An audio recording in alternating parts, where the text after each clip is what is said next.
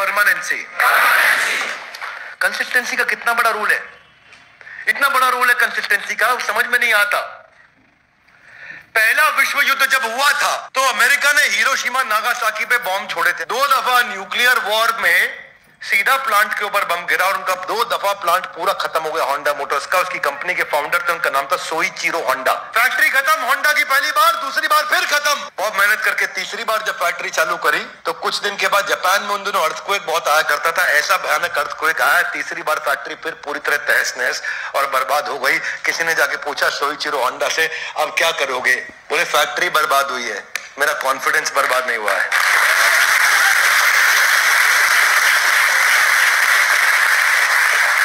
Consistency leads to permanency. One more time, come on. क्या? Consistency leads to, हाथ आगे लाइए, पिछले श्लोक से हाथ आगे लाइए। आगाम अपाइनो, सुख दुख आएगा,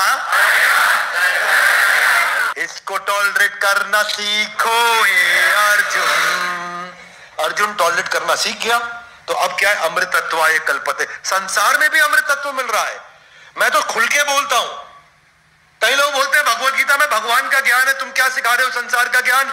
अरे ये यूनिवर्सल किताब है, ये चिंतामणि है, ये कल्प वृक्ष है, इससे जो सीखना चाहो सीख लोगे। जिसने गीता अप्लाई करी, संसार में भी जीवन अच्छा और संसार के बाद भी जीवन अच्छा। आप दोनों लोकों में सफल हो जाएंगे। प्रॉब्लम क्या है कि आज के लोग केवल ये बता रहे हैं कि आध्यात्मिक धार्मिक किताब है इसलिए सब लोग पढ़ते नहीं। अरे भाई, इस संसार को, इस जिंदगी को भी अच्छी करने के लिए यही किताब चाहिए और अगली जिंदगी को भी अच्छा करने के लिए यही किताब चाहिए। ये संपूर्ण है, इसीलिए यह भगवत गीता है, क्योंकि यह भगवान का दिया हुआ गीत है। ये पहला गीत जो गाया था भगवान ने। फेलियर का सबसे बड़ा उदाहरण दुनिया का कौन है? Thomas Alva Edison. कौन है? किसी को नहीं मालूम बल्ब नाम की कोई चीज हो सकती है, क्योंकि उसका कोई रेफरेंस पॉइंट नहीं था। क्या मेरी बात समझ आ रही है? सबको लगता था ये संसार मोमबत्ती से चलेगा। तब तक बल्ब नाम की कोई चीज सोची नहीं गई थी। पहली बार उसने सोची, 1 बार, 2 बार, 10 बार, 100 बार, 500 बार, 800 बार, 900 बार, 999 फेलियर के बाद बल्ब बनाया। Loudly yes no? 999 नहीं, 1999, 2999, 4999, 9999 फेलियर्स के बाद थॉमस एल्वा एडिसन ने वो बल्ब आज जिसके नीचे बैठे हैं उसने आविष्कार किया। उसको पत्रकार ने पूछा, आपके अंदर इतना फेलियर की क्षमता आई कहां से? आपके अंदर इतना बार फेल होने की क्षमता कैसे आई भाई? बोले मैं तो कभी फेल ही नहीं हुआ। बोले वो 9999, वो मैं 9999 तरीके सीख गया था जिनसे बल्ब बनता नहीं है।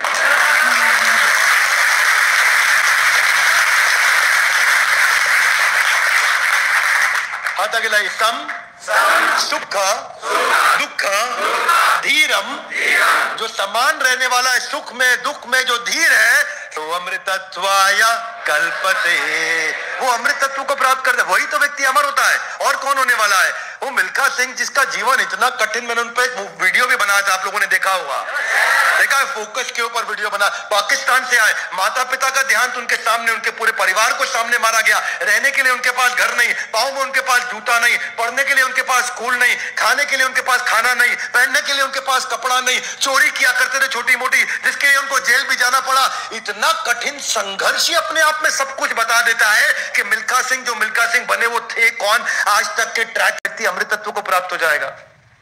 ऐसा व्यक्ति आज से 90 साल पहले की बात बता रहा हूं, 3 गोल्ड मेडल भारत को दिलाए थे किसी ने, जो जादूगर था। 3 ओलंपिक्स में गोल्ड मेडल भारत के जादूगर ने दिलाए थे। लांस नायक बाद में बना था मेजर ध्यानचंद। मेजर ध्यानचंद ऐसे जादूगर थे। नीदरलैंड में भी उनकी हॉकी तोड़ी गई थी ये देखने के लिए कि चुंबक तो नहीं है इसमें। जर्मनी में उनकी हॉकी तोड़ी गई थी ये देखने के लिए चुंबक तो नहीं है उसमें।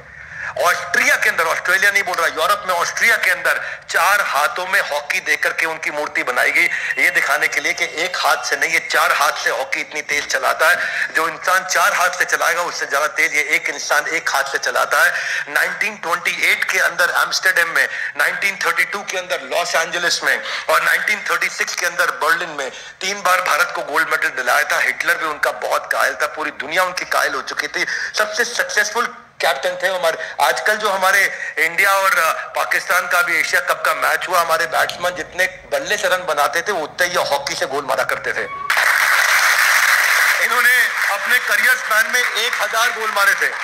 इनको ना बोला मैग्नेट मैन बोला जाता था वहां पे अखबारों में, इनको मैग्नेट मैन ऐसे थोड़ी बन जाता है। जो तपस्या करी, नंगे पांव खेलते थे ये, जो तपस्या इन्होंने रेत के अंदर नंगे पांव खेल खेल करके 16-16 घंटे सुबह 4 बजे चालू करते थे और रात को 8 बजे खत्म करते थे। 16 घंटे की प्रैक्टिस पे गोल्ड मेडल आया था भारत में। सारी सुविधाओं के अभाव के अंदर ध्यानचंद ने टीम तैयार करी थी। इसमें सुख और दुख, मान और अपमान सब कुछ आया था, सब कुछ हो चुका था। और आज वो जो खेल रत्न अवार्ड है वो मेजर ध्यानचंद खेल रत्न अवार्ड हो चुका है।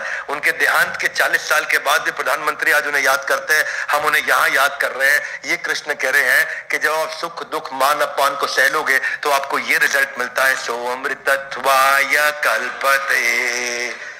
आज क्यों चाणक्य पंडित हजारों साल बाद भी याद किए जाते हैं? क्यों? क्या चाणक्य पंडित ने कठिन समय नहीं झेला? जंगल में रही जिंदगी भर, मालूम है आपको? राजा ने उनको मार के निकाल दिया वहां से, बोला इसको खत्म कर दो, मार दो, बर्बाद कर दो, जेल में डाल दो। और जंगल में जाकर के रहे चाणक्य पंडित जीवन भर। जंगल के अंदर वो गरीब औरत मूरा उसके बेटे को ट्रेन किया। आगे चल के जब आर्मी ट्रेन करी उन्होंने, तो आर्मी किसकी? आदिवासी लोगों की आर्मी ट्रेन करी जिन्होंने जिंदगी में कभी हथियार नहीं उठाया था। उनके साथ लड़े थे और 3 बार लड़ाई में हार गए थे। और क्या क्या टेक्निक्स और ट्रिक्स और स्ट्रैटेजी, कितनी बार फेल होने के बाद जाकर के नंदा डायनेस्टी को उन्होंने समाप्त किया था। ये सम सुखम धीरम, हाथ आगे लाई, समान सुख और दुख में। मेरा यही मानना है कि अगर आपको भगवत गीता समझ में आने लग गई ना तो आप तंग नहीं होंगे, इंटरनली बहुत पावरफुल हो जाएंगे। इसीलिए मेरे को एडिक्शन है इसके साथ में। इतना पावरफुल हो जाएंगे कि आप बोलेंगे अपने आप बाउंस बैक होगा, अपने आप। Every setback you will be able to bounce back, you will never go and set back, you will only every time bounce back. इसीलिए मैं बोलता हूं, भगवत गीता की इतनी तारीफ करता हूं। कई बार लोग सोचते हैं विवेक बिंद्रा का हिंदू एजेंडा है, RSS agenda, BJP. Nonsense, nonsense. मेरा एजेंडा तुम्हारी जिंदगी ठीक करने का नहीं है तो चैनल बंद कर दो। अपनी जिंदगी ठीक करनी है तो देखो, भगवान आपको अमर बनाना चाहते हैं, आप बकवास कर रहे हैं आज भी छोटी मोटी। नहीं चाहिए अपने को। हम यहाँ पे कोई व्यूअर गेन करने नहीं आए भैया आपसे, हम आपको वो निस्वार्थ भावना से ज्ञान देना चाहते हैं, कुछ बेचने नहीं आए, सबको फ्री में देना चाहते हैं ये भगवत गीता का ज्ञान, ताकि लोग अपने जीवन को पावरफुल बनाए। भारत को सोने की चिड़िया तभी बनाया था जिस समय भगवत गीता थी और लोग पढ़ते थे। अब पढ़ना बंद हो गया तो आज भारत सोने की चिड़िया नहीं रही। और उसी भारत को वापस सोने की चिड़िया बनाने के लिए हम भगवत गीता लोगों के हाथों में पहुंचाना चाहते हैं। ये मैं गलत होगा अगर मैं कहूंगा कि मैं दे रहा हूं, बिल्कुल गलत होगा, एकदम गलत होगा, मैं नहीं दे रहा हूं। ये ऐसी भक्ति वेदांत स्वामी शिला प्रभुपाद जिनके कारण मेरे हाथ में आई थी, जिन्होंने 3 हार्ट अटैक होने के बावजूद यूएस गए थे, जो 40 रुपए हाथ में लेकर के गए थे, जिनके ऊपर हिप्पी सिगरेट पी पी के धुआं उनके मुंह में फेंकते थे, उनको टॉयलेट जाने के लिए लंबी लंबी लाइनों में लगना पड़ता था, उनको कई बार उनका सामान चोरी हो जाया करता था, पर वो अपने हाथों से खाना बनाया करते थे उन हिप्पियों के लिए जिनको वो भगवत गीता पढ़ाने गए थे। आज उन हिप्पियों को हैप्पी बनाया, लोगों का नशा छुड़वाया। आज पूरी दुनिया में 108 मंदिर उन्होंने 12 साल के अंदर बनाए, जहां 108 मंदिरों में आज भी भगवत गीता पढ़ी जा रही है। और सबसे बड़ी बात जानते हैं क्या है? आज किसी भी समय, इस समय में भी और जिस समय आप ये वीडियो देख रहे हैं उस समय भी दुनिया में किसी ना किसी मंदिर के अंदर भगवत गीता पढ़ी जा रही होगी, क्योंकि ये ऐसी भक्ति वेदांत स्वामी शिला प्रभुपाद के द्वारा किया गया है। इसी को बोलते हैं एशे एबे यश घुषुक त्रिभुवन। आज तीनों लोकों में उनका गुणगान हो रहा है। सो अमृतत्वाय कल्पते, ये अमृतत्व को प्राप्त किया उन्होंने। एक ऐसा पावरफुल ग्रंथ है जिसका हर वीडियो एक इंसान को पूरा देखना चाहिए, हर वीडियो अपने लालच के लिए पूरा देखना चाहिए। क्या बात कौन सी कब दिमाग में घर कर जाए और दिमाग का स्विच ऑन कर दे और गेम चेंज कर दे, आपको खड़ा कर दे, और जो आग तैयार हो जाएगी ना, आप you will become undefeatable, powerful missile बन जाओगे, गाइडेड मिसाइल। हरा नहीं पाएगा कोई।